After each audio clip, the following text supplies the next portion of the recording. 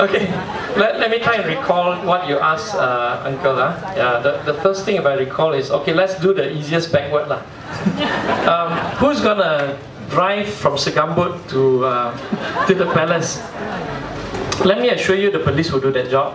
Yeah, but the military will also be there. Yeah, because the military is under the control of the king. And this king that we have is a very, very good man. Yeah?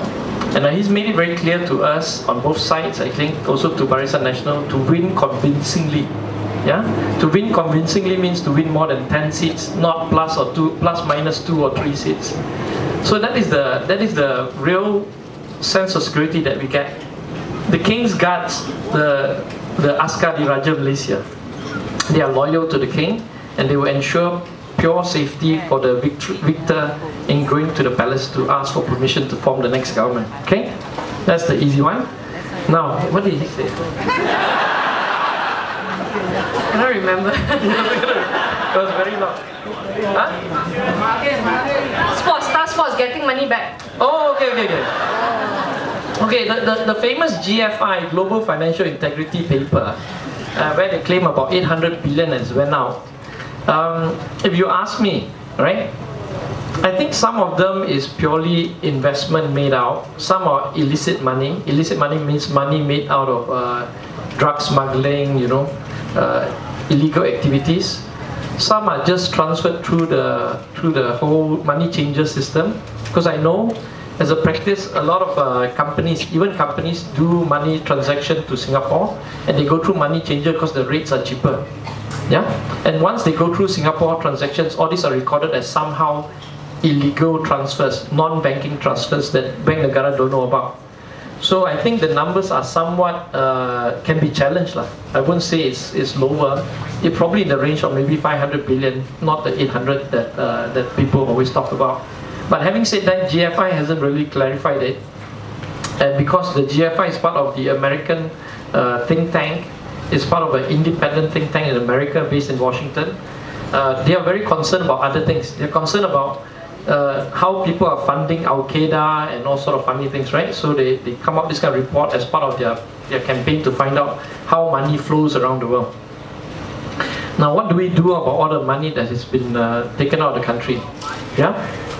We really can't do much, ladies and gentlemen. We really can't do much, because for every cent that is taken out, they have an army of lawyers and accountants and tax agents to help them to hide all this money.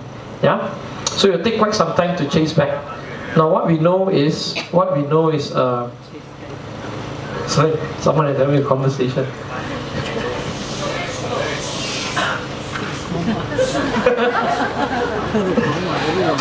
What we want to do is really to stop the flow. We want to stop the outflow. Now, you can put lots of systems to stop the outflow, but in reality, reality, people will only retain money in Malaysia if they believe they can make money here.